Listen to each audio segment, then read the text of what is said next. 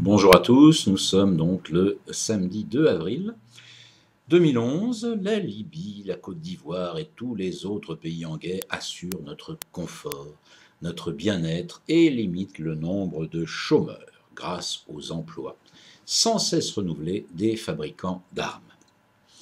De toute façon, la paix est l'ennemi de l'emploi, c'est bien connu. Pendant des années, personne n'a été gêné de livrer des armes à Kadhafi, tout à fait solvables. Aujourd'hui, les mêmes diront qu'heureusement qu'on fabrique des armes pour aider la liberté et les rebelles qui s'en servent.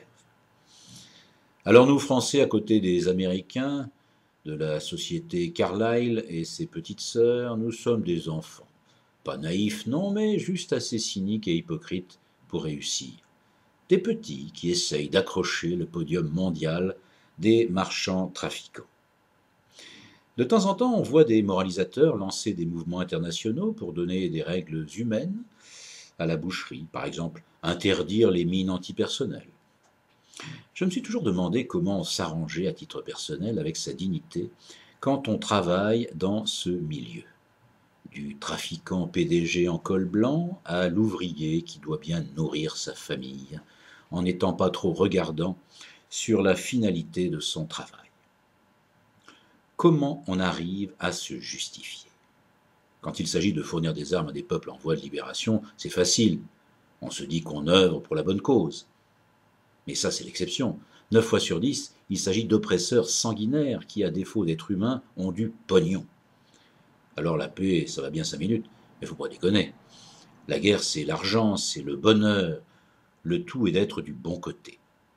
C'est pour ça qu'on ne le dira jamais assez au fœtus. Choisissez bien votre endroit et votre famille pour naître. Si vous faites le mauvais choix, il ne faudra pas venir vous plaindre. Alors, si j'ai une pensée pour les ouvriers des usines d'armement, j'en ai une aussi pour les employés d'EDF opposés au nucléaire, mais pas au salaire mensuel.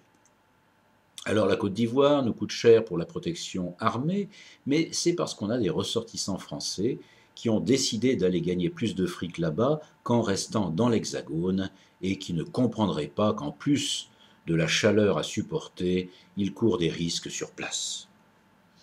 La guerre, c'est la vie et c'est même la survie de Sarkozy, qui, à défaut de se refaire une popularité chez nous, s'en fait une en Libye.